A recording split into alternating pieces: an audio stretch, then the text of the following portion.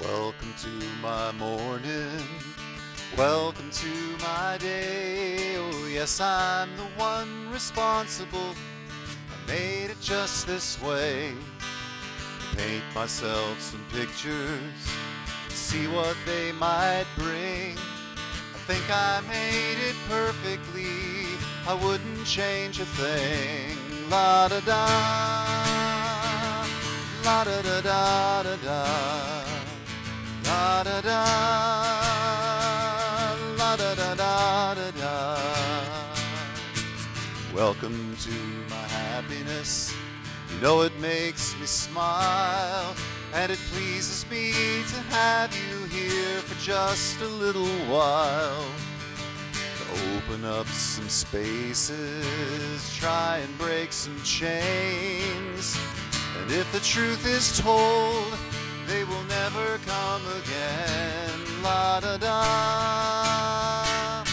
la da da da da da, la da da, la da da da da da. Welcome to my evening, the closing of the day. I could try a million times, never find a better way to tell you that I love you and all the songs I've played, or to thank you for allowing me in the lovely day, in the lovely day. La da da, la da da da da da, la da da.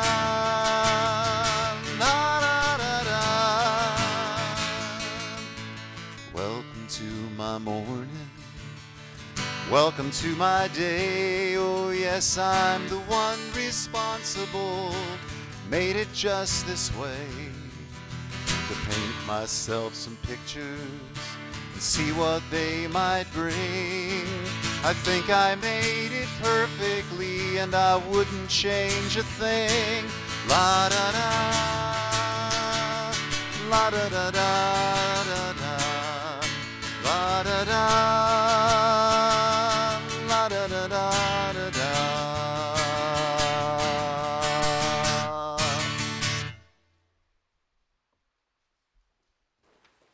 This is a new day. This is a new day full of sound and light. Did you feel the light coming in? And expectation. This day has been waiting for you. It's been waiting especially for you, to embrace you, to guide you. This day has been waiting with open arms, just for you. This is the day we have been given. Let's not waste it. Come now, and let us worship together. Please rise in body or spirit for our first hymn. It's in the gray hymnal, 126, 126. Come thou fount of every blessing.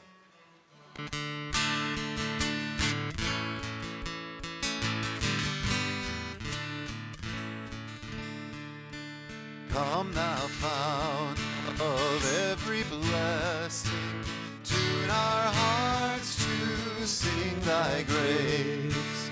Streams of mercy never ceasing, call for songs of loudest praise. While the hope of life's perfection fills our hearts with joy and love, teach us ever to be faithful. May we sing thy goodness prove. Come thou fount of every vision, lift our eyes to what may come. See the lion and the young lamb dwell together in thy home. Hear the cries of mournful silence, feel our love grow like the sun when we all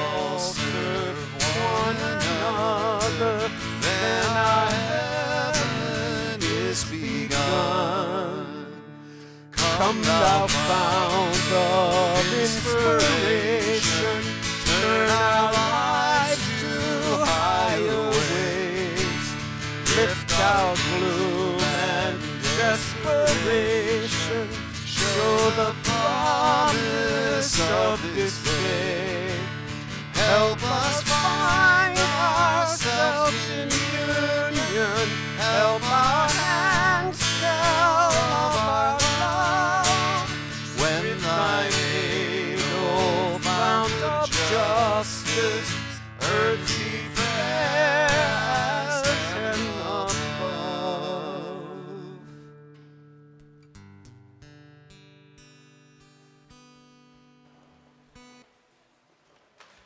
Good morning. How are you all doing? Thank you for asking, Gabriel. I like that you ask how I'm doing too. I'm actually doing very, very well. I was talking with Gene O'Brien, our safety officer, about the Dallas Cowboys, which I know very little about, but I was still quite interested in the conversation. Football season. Good to see you all. Let's see, got a few announcements this morning. Today will be an opportunity to sign the membership book. So we're going to have a belonging session with Melissa Smith, Karen Lapidus, who will be joining us virtually online, and myself. We're going to do that 12:30 p.m. in Schweitzer Lounge. I think we have direct invites, but I'm open to some crashing, you know, if you're just curious. But I think we have some direct invites, so 12:30 p.m. we'll meet in Schweitzer. I have some wonderful news to share, two pieces of wonderful news. One is Melissa Smith went in front of the Commissioning Lay Ministry Board on Wednesday, September 11th, and received, not surprisingly, unanimous vote, thumbs up, to be commissioned as a lay minister.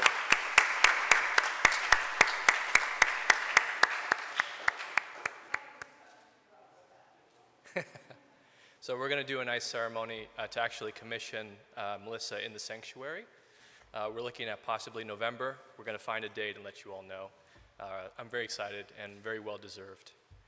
And then today, a little bird told me, actually last week, and I remembered, which is very rare. I remembered all the way until today, that today is a very special member's birthday, Roger LaFontaine. It's his birthday today. So please join me in happy birthday. Happy birthday to you. Happy birthday to you. Happy birthday, dear Roger. Happy birthday to you.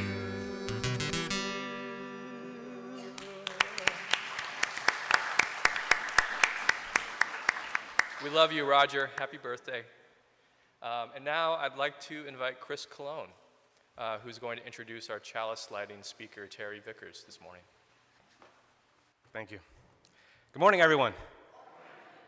I have the pleasure of introducing our chalice lighter this morning, and I am appreciative of Joseph giving me the honor to do so, because earlier this week we kicked off some of our festivities for Welcoming Week, and in doing so I also kicked off Hispanic Heritage Month at YSU by giving a quick speech at the library on Thursday. And part of that speech I talked about my journey and how I became who I am.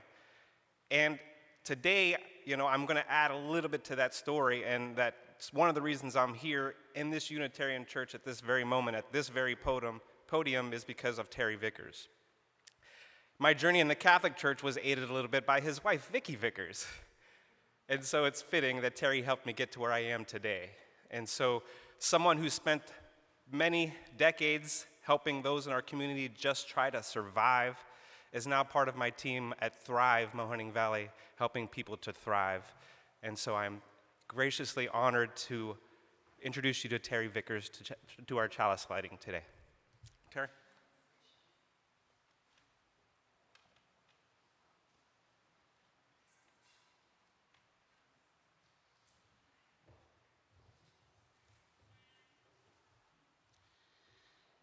Thank you for the kind words, Chris. So I can't see you this morning because in my haste, I couldn't put my hands on my glasses.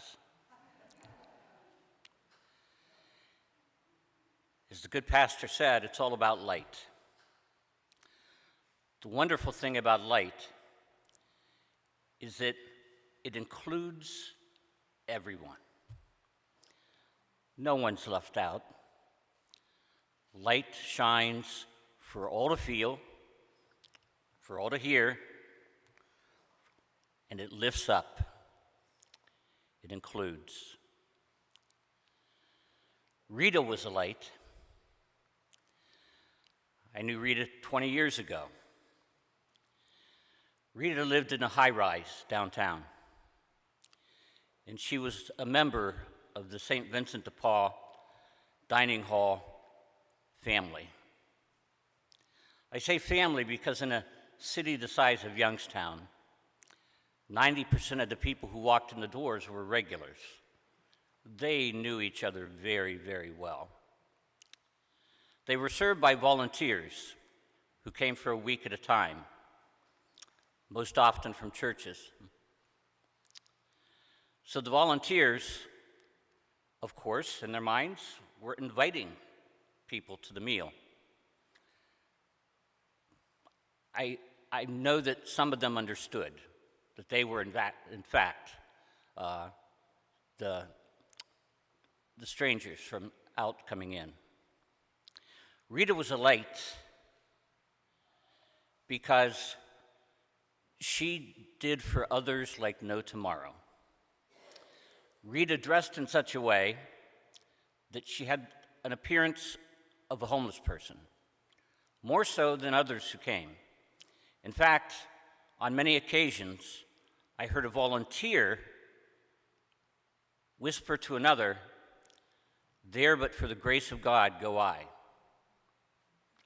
Oh, they should only have been so lucky. Rita was a light. Rita collected used clothes, and everybody who was part of that family knew that, and they brought used clothes to Rita.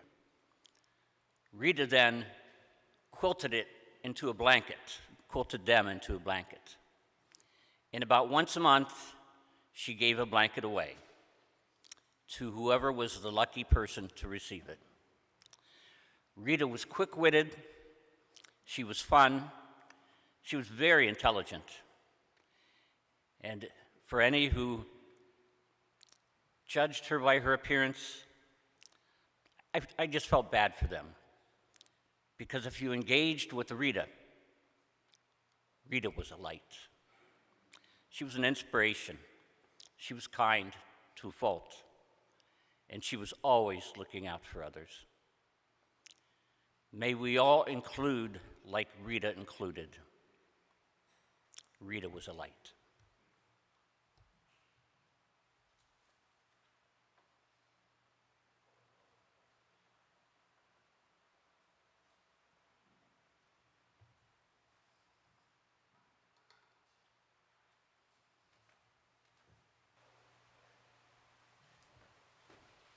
Now let's greet each other. Especially if it's someone you don't know, please. Yeah. That was great.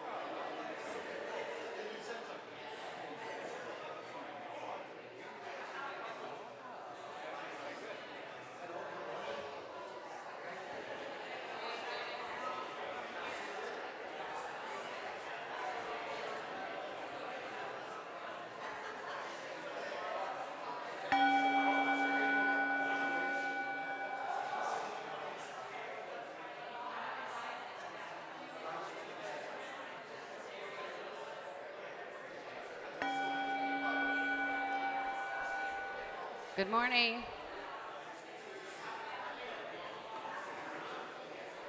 Can I get the kids to come up? Look how fast you came up. Hello. Hello, have a seat. I'm looking for children. Come on up. Penelope, come on up. I have one, I just got one. It's not real big though. Okay, over here. Stay over here with me, okay? I think Penelope's trying to get up here.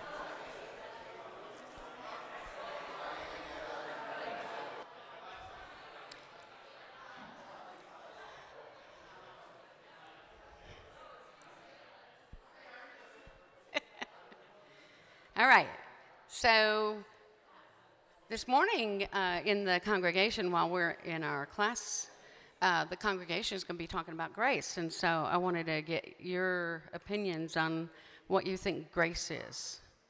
Does anybody know what grace is? What's grace? You don't remember?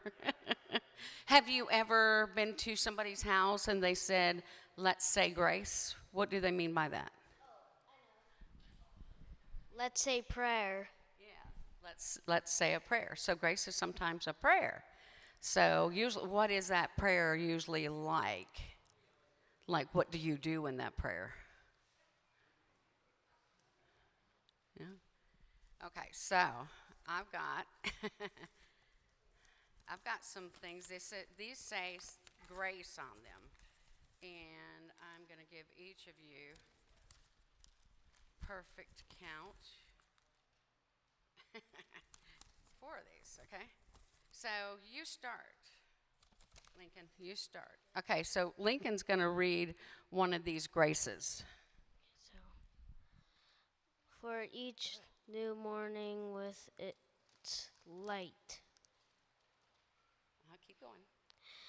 for rest and shelter of the night, for health and food, for all, for love and friends, for everything your goodness sends. Thank you. Okay, so this is a printed grace, and it is written by Ralph Waldo Emerson, and they say you can also sing it to the tune of Praise God, whom all blessings flow. So, okay, you're next. Loving Spirit, be our guest. Dine with us, share our bread, that our table might be blessed and our souls be fed. By Reverend Gary Kowalski. So that's by Gary Kowalski, and it says it might be sung to the tune of Mary Had a Little Lamb. Can you read that? Okay. We lift our hearts in thanks today for all these gifts, all life by Percival Chubb. Chubb. And that one you can't sing, apparently. Okay, and the last one.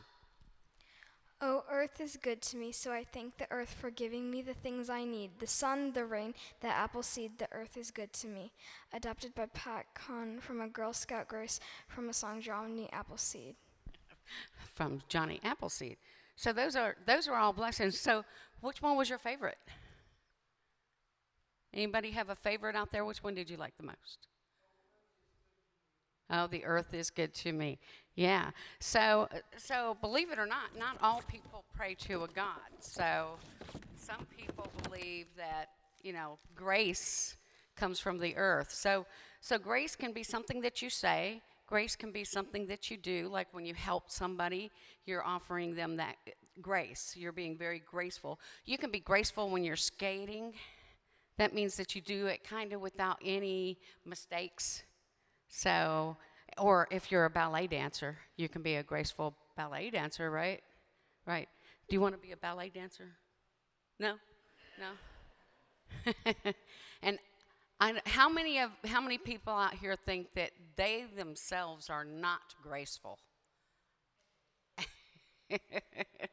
Me too. Me too. I call myself a klutz all the time, but maybe that's bad. So, so yeah, we're gonna also go talk about grace in our classrooms, and then find out what that other grace means, because it can mean a lot of things. So, thank you for listening to us, and don't forget, Harry Potter's coming soon. We're gonna have a big party. I don't know if you saw the post in the update that you got in the email, but we will be having a big party on October the 26th to kick it off. So that's a Saturday. Okay, so we're going to go out that door over there and around the hallway, okay? Penelope? Oh, wait. I'm sorry, I forgot about the covenant. And I do remember the first word. Love is the spirit of this church, and service its law. This is our great covenant, to dwell together in peace, to seek the truth and love, and to help one another.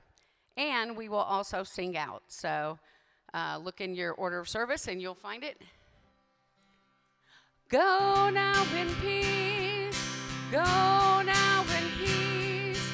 May the spirit of love surround you everywhere. Everywhere you may go. You may go. Go now in peace, go now in peace. May the spirit of love surround you everywhere, everywhere you may go. Every week in our service, in addition to our pledge requests, we take up an offering. It's good to remind ourselves from time to time that the offering is symbolic as well as practical. We pass the plate during our worship service to make a community expression of thanks for the blessing of abundance and to support our community in a tangible way. This month, our offering goes to support Thrive Mahoning Valley, to support Welcoming Week. During this annual series of events, this year, September 13th through 22nd, across the country, communities bring together immigrants, refugees, returning citizens, international students, and longtime residents in a spirit of unity to build strong connections across the community and affirm the benefits of welcoming everyone. We will now receive the offering that supports the life of our church, the Mahoning Valley, and our wider world.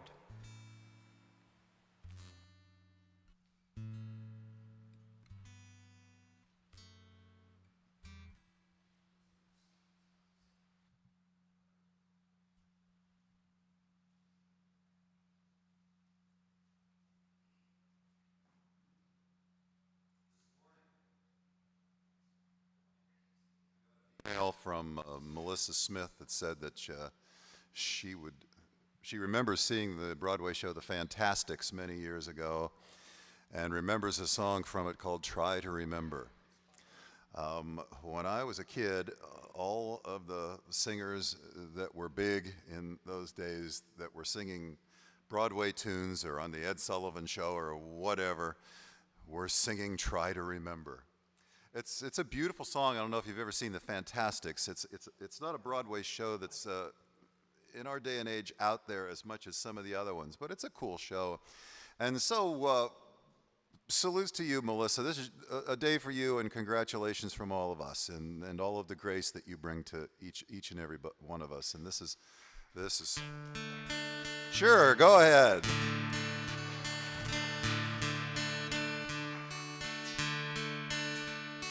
Try to remember the kind of September when life was slow and oh so mellow.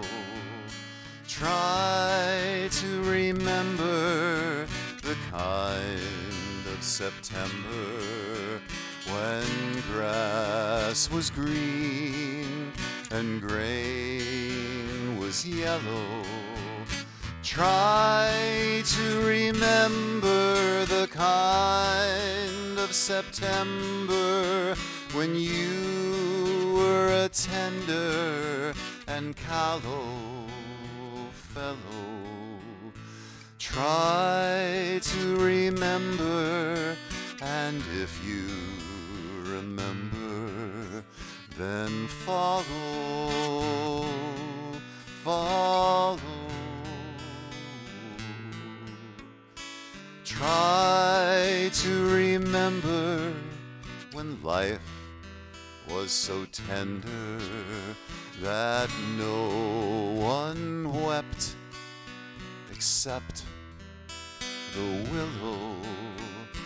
Try to remember when life was so tender that dreams were kept beside your pillow.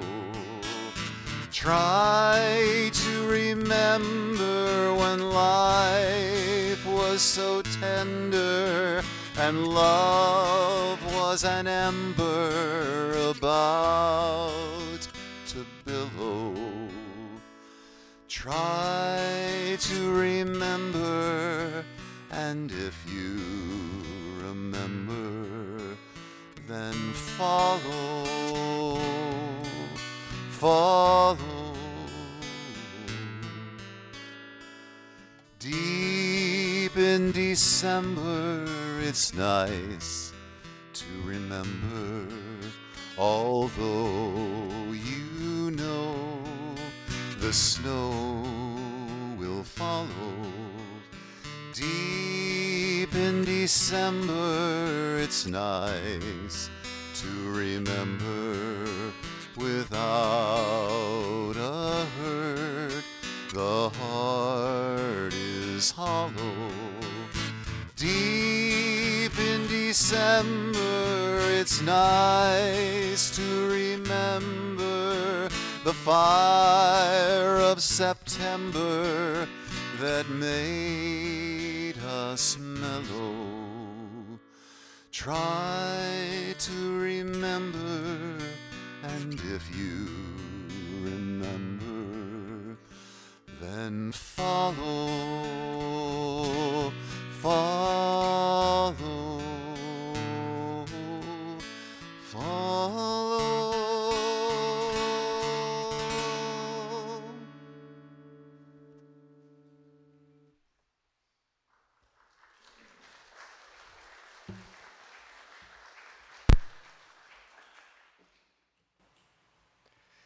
A little bird came up and told me during Greet Your Neighbor that it's Jim Rack's birthday as well. I don't know if you're going to like this, Jim, but I have an idea. Let's sit in silent appreciation of Jim's great life and all of us.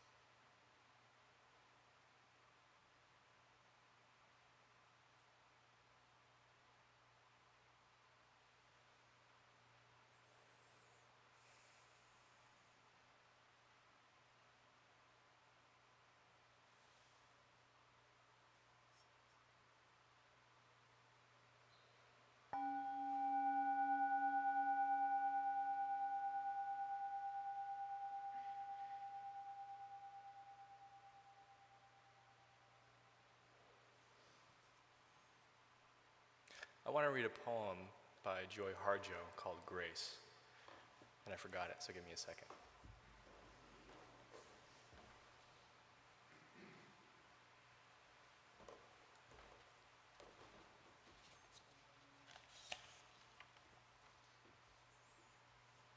I think of a wind and her wild ways, the year we had nothing to lose and lost it anyway in the cursed country of the fox. We still talk about that winter, how the cold froze imaginary buffalo on the stuffed horizon of snowbanks. The haunting voices of the starved and mutilated broke fences, crashed our thermostat dreams, and we couldn't stand it one more time.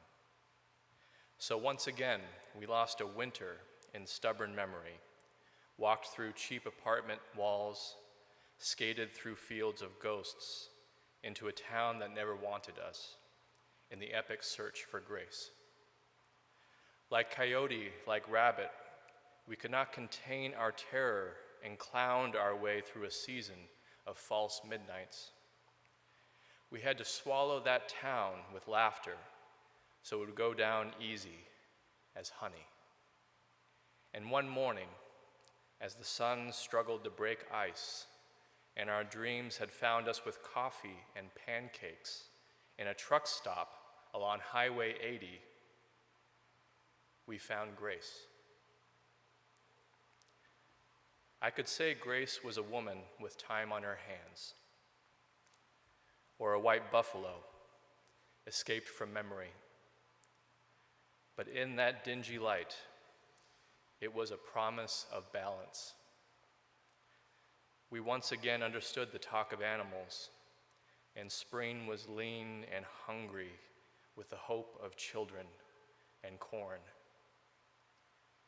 I would like to say, with grace, we picked ourselves up and walked into the spring thaw. We didn't. The next season was worse. You went home to Leech Lake to work with the tribe, and I went south. And wind, I am still crazy. I know there is something larger than the memory of a dispossessed people. We have seen it.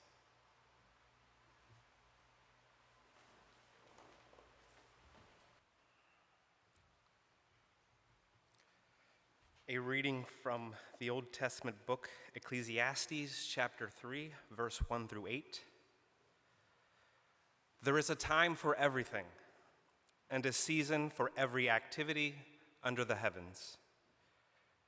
A time to be born and a time to die, a time to plant and a time to uproot, a time to kill and a time to heal, a time to tear down and a time to build, a time to weep and a time to laugh, a time to mourn and a time to dance, a time to scatter stones and a time to gather them, a time to embrace and a time to refrain from embracing, a time to search and a time to give up, a time to keep and a time to throw away, a time to tear and a time to mend, a time to be silent and a time to speak, a time to love and a time to hate, a time for war and a time for peace.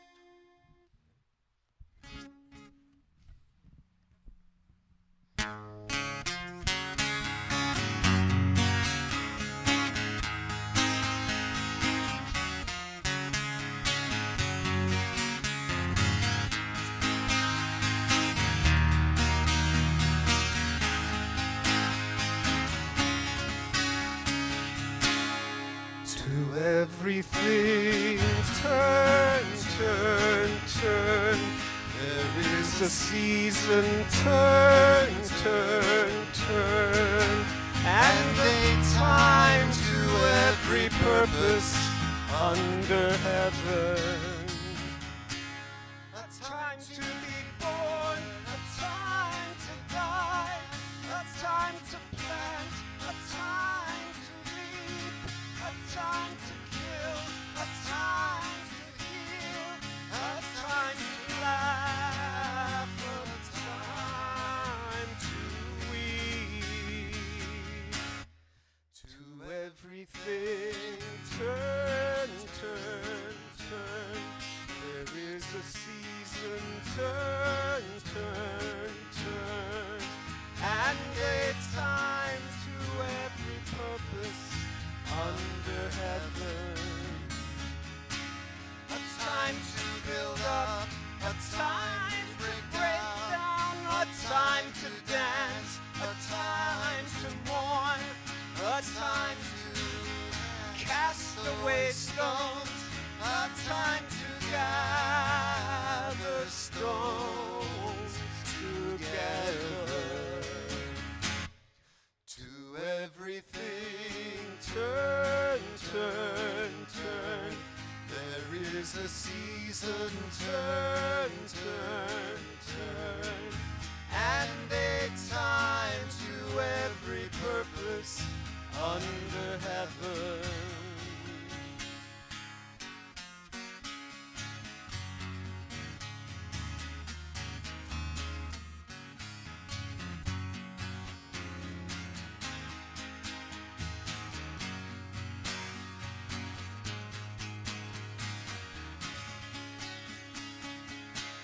A time of love, a time of hate, a time of war, a time of peace, a time you may embrace, a time to refrain from embracing. To everything turn, turn, turn. There is a season, turn, turn, turn, and a time to every purpose under heaven.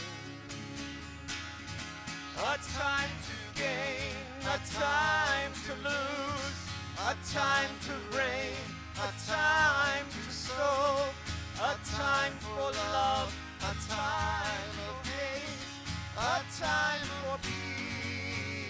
I swear it's not too late.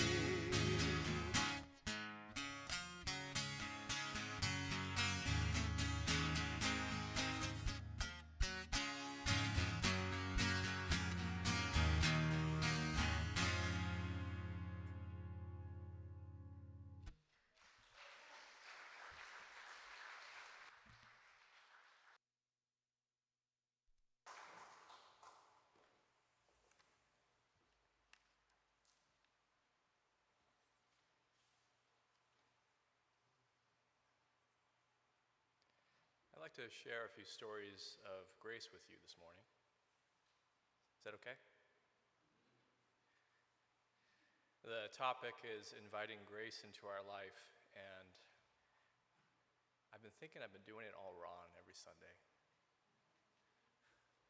Perhaps all we should do actually is talk about how grace has touched our life. Maybe that's all we should do. The kind of grace I mean is the kind that breaks through every idea, religious or otherwise. An experience that returns us back to ourselves and makes us more ourselves. A fullness, a fulfillment in our own body, in our own experience.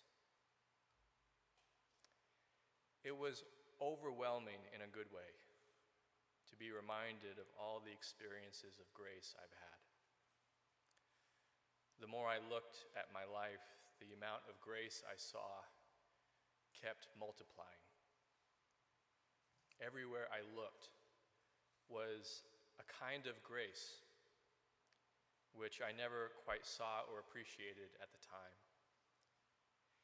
And this is how it's been for me.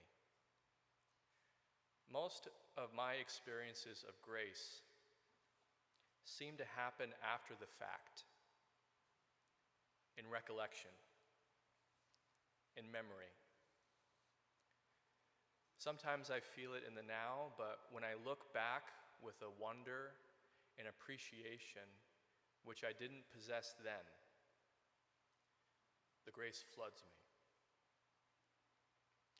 I'll give you a sense with my first story.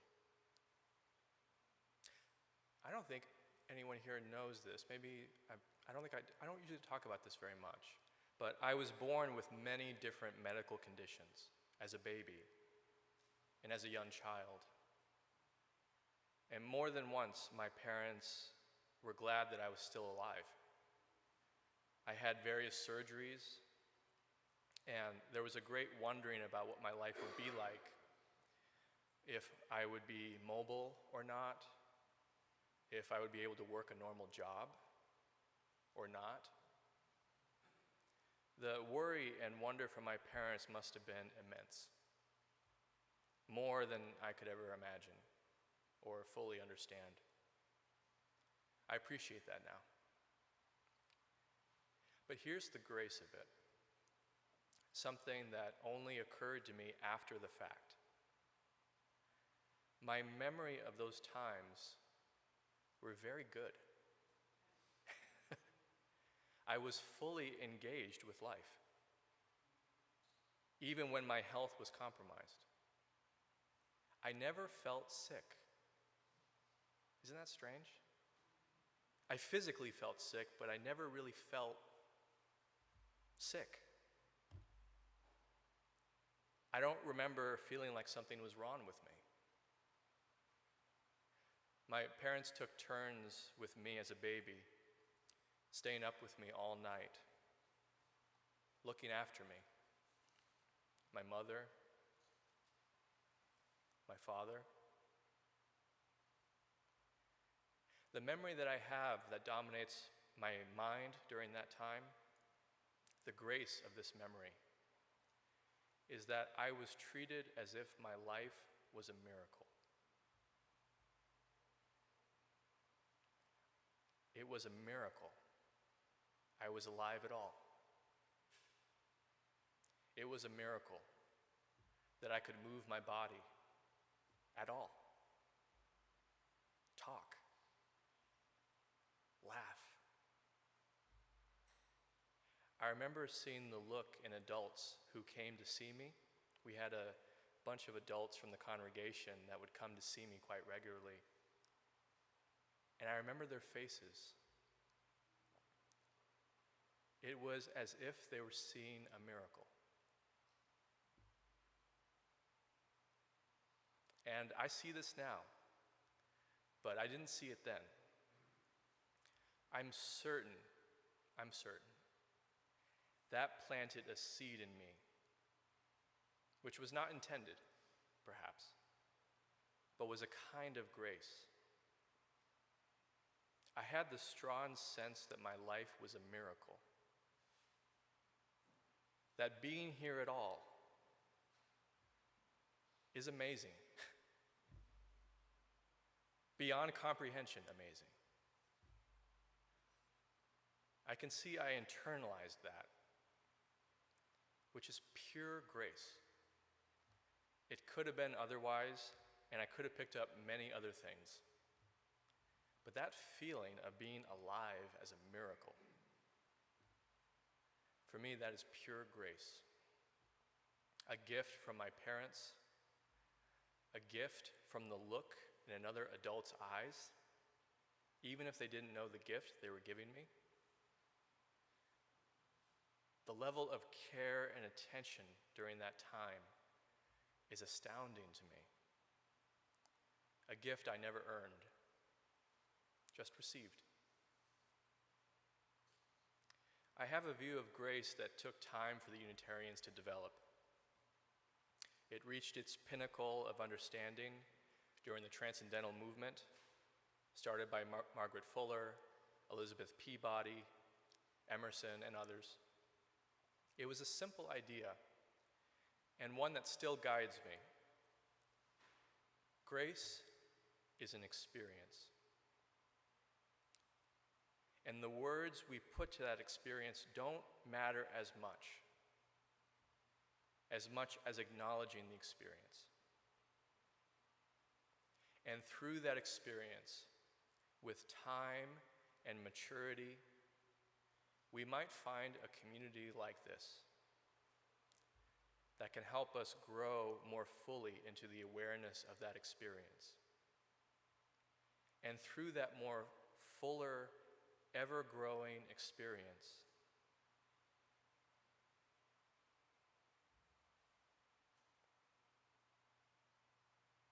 we naturally want to make a space for others to have that experience. Their own experience of grace, which is real. It is not a belief. It is not an idea. It is an experience that is real and possible and has actually already happened to us and is continuing to happen to us. We come to church to become aware of grace. Grace that is personal and real to us, so that we can share it with others.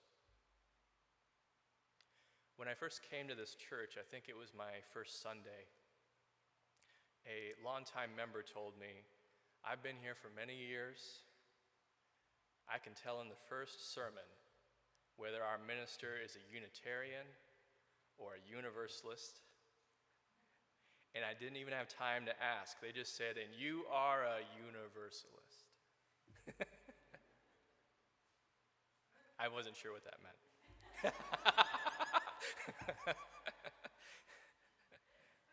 But I have to say, a Universalist view of grace is very radical.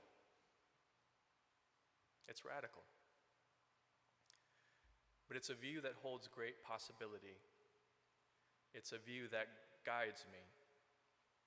The view here is also very simple. This is another very simple but radical path. The Universalists took a lot of flack for this, especially other religious people who despised this.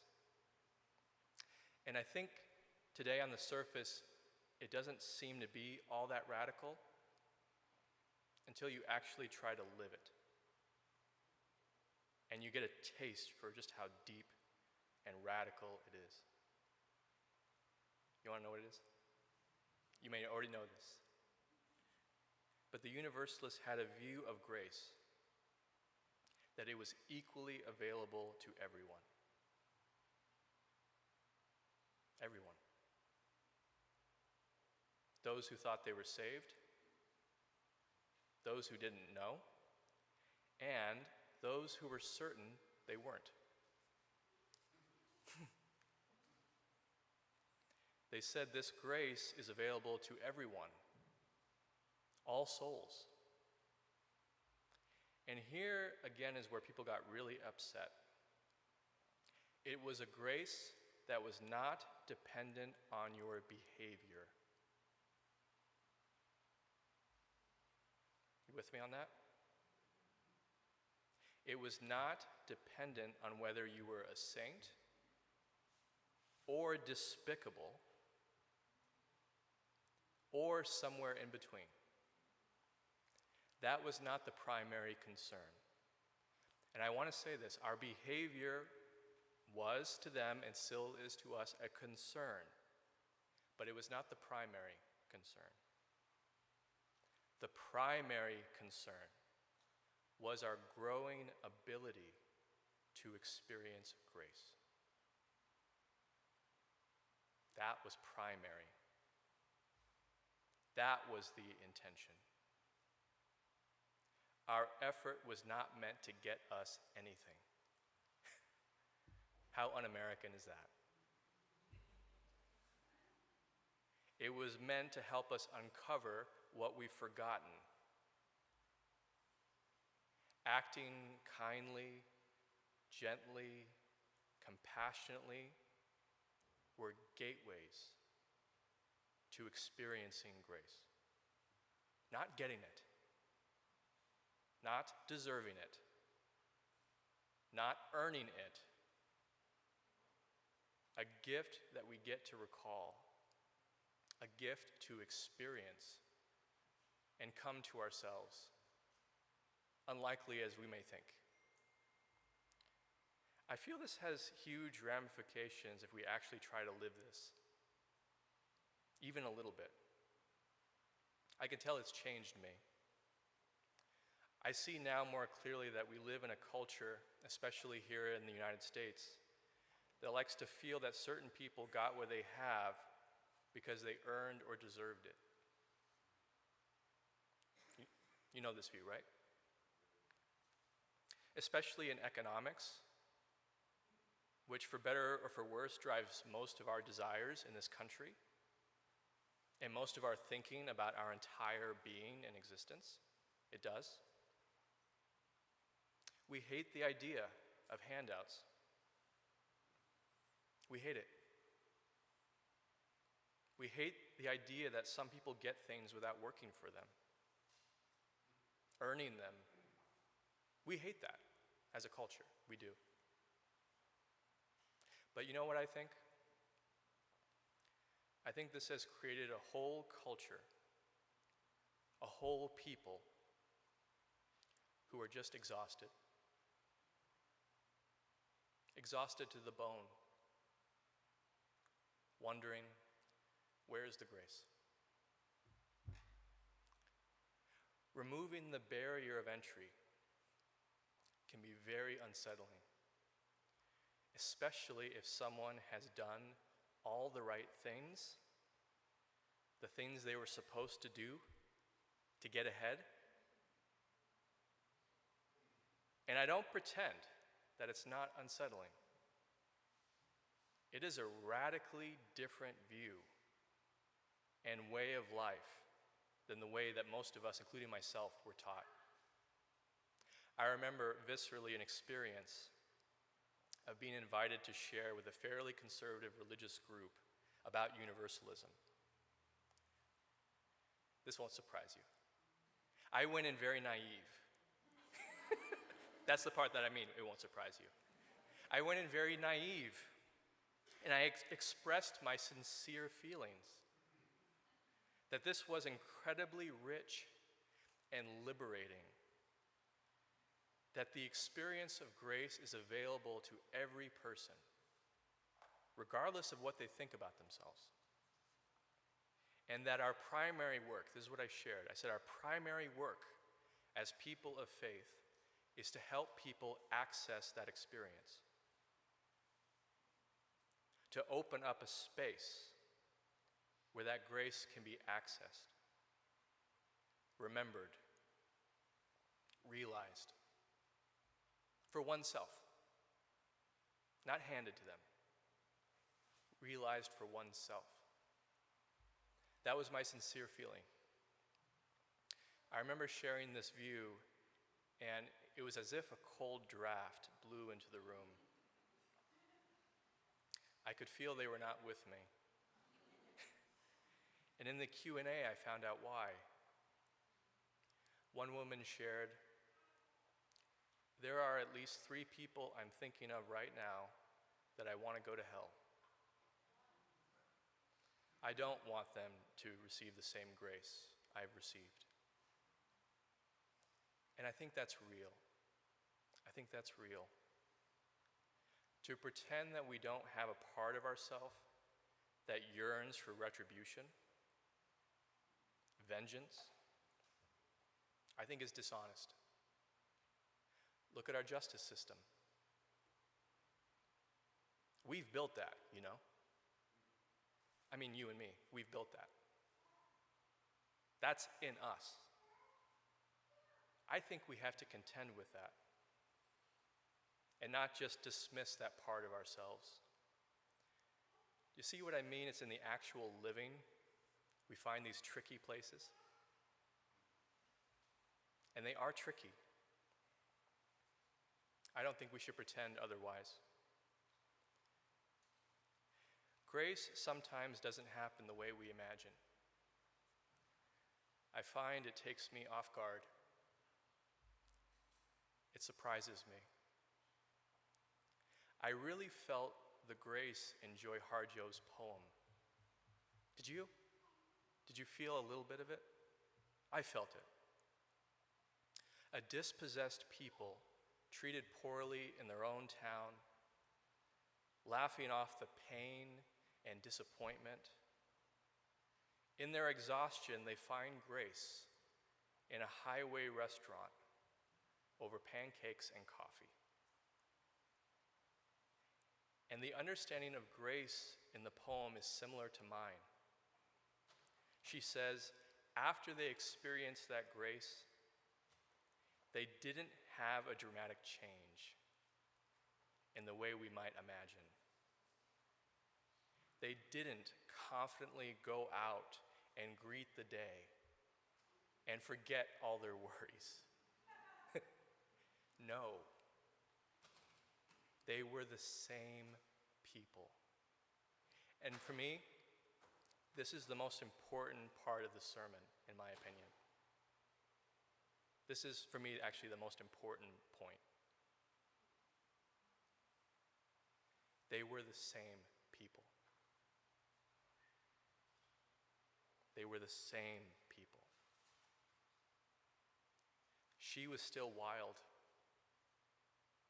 And the people still worried and felt dispossessed. But they all had the experience, even for just a time over breakfast in a strange place, that grace was there too. Grace was there too. It didn't take away the other stuff. It didn't. It didn't take away all their problems. It didn't take away their personality. But grace was there too. It was there too. And you know what I've realized? I babbled so long, I haven't got to any of my other stories. Do you want to hear maybe one before I go? So this is one I've shared with some of you before, one-on-one and in small groups. But I'm going to share it again within the context of grace, which I've never shared before. One of the most common questions I get when I'm with Jennifer, my wife, is, how did you two meet? Well, truth be told, it's an odd story of grace. I had just moved to New York City to be an actor, and I was allowed into an advanced scene study class at an acting studio in the West Village. I didn't know any better and auditioned and was accepted, and then was reminded upon registration that they shouldn't have allowed me in because I was so new. But the acting coach already signed a slip, a paper, saying I was in, so they couldn't argue with it. So I walk in on my first day, and I'm the only student who's new. I didn't know this at the time, but I quickly found out that I was the only one who was new. I go up and I talk to the coach. His name is Austin Pendleton. He's from Warren, Ohio, which meant nothing to me at the time, which is an odd kind of grace in retrospect. I saw Austin recently on Broadway last year, and in between shows, I took him out for a tuna melt, and we talked about Warren, Ohio, and Youngstown, Ohio. Maybe we should get him to come to this church at some point. Do you see what I mean? How the more you look, the more grace seems to grow and appear. I'm getting distracted by the grace of this wonderful connection with Austin that I'm actually getting sidetracked. And you know what? Grace does that. It sidetracks us. It does. For me, it sidetracks me from my own problems for a little bit. Anyway, I'm getting sidetracked. So I walk in and I say to Austin, I need a scene. He said, okay, you'll have to find a partner. And I ask him, who would that be? He looks at me like I should already know this. And he says, well, I think everyone else has a scene and a partner. So I ask, what do I do? He says, just ask the class if anyone wants another scene. I'm glad I didn't hesitate because I was so shy and so nervous. So I asked right away, does anybody want to work on another scene? It was like this. Silence. This is good silence. Then it was not good silence. Like painful, deafening silence. The kind where time stands still and you feel like a black hole might suck you through. That kind of silence. Then I hear a voice saying to my right, I can do another scene. I can do another scene. I see a woman wearing this large Saskatchewan sweater, which I learned later was a gift from her mom, who lived up in Canada. And I'm running out of time now, but I can say truthfully, to cut to the chase. People have asked me, how do you maintain any relationship? Me, how do you maintain any relationship? And I tell them the truth. I don't know. I said, honestly, I look back, and so much has happened in spite of myself. I've gotten distracted by grace long enough that a life became possible. Please pray with me. Spirit of love and grace, so grateful for the light, a light that welcomes everyone, as Terry Vickers beautifully said. May we bathe and enjoy this light as we approach the fall equinox coming up next Sunday. Please bless everyone in this room, everyone out of this room, everyone online, and everyone stranger and friend alike. All this we pray. Amen. Please rise for our closing hymn, Be Thou My Vision, in the gray hymnal.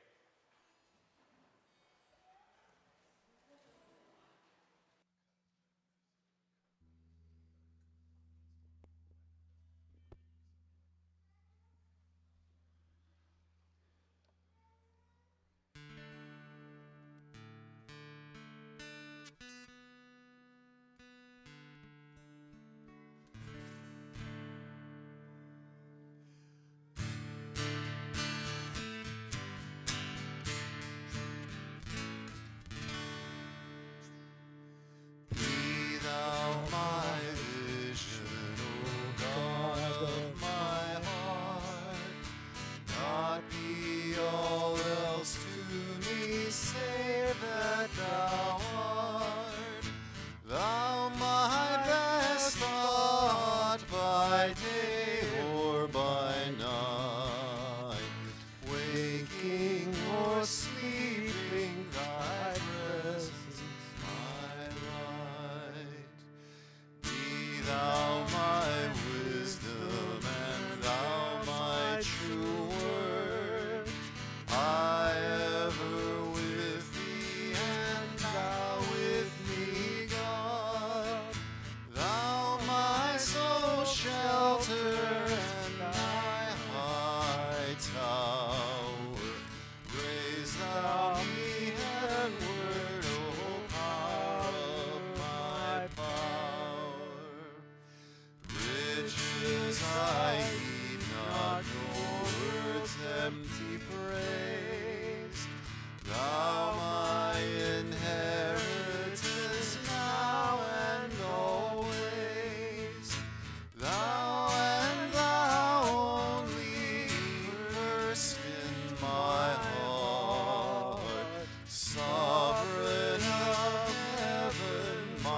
treasure thou art. If I may. I often say I end up right where I need to be.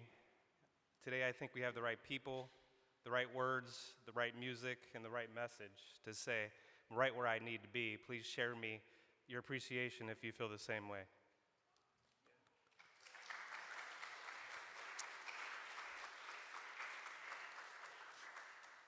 We extinguish this chalice, but not the light of truth, the warmth of community, or the fire of commitment. These we keep in our hearts until we meet again.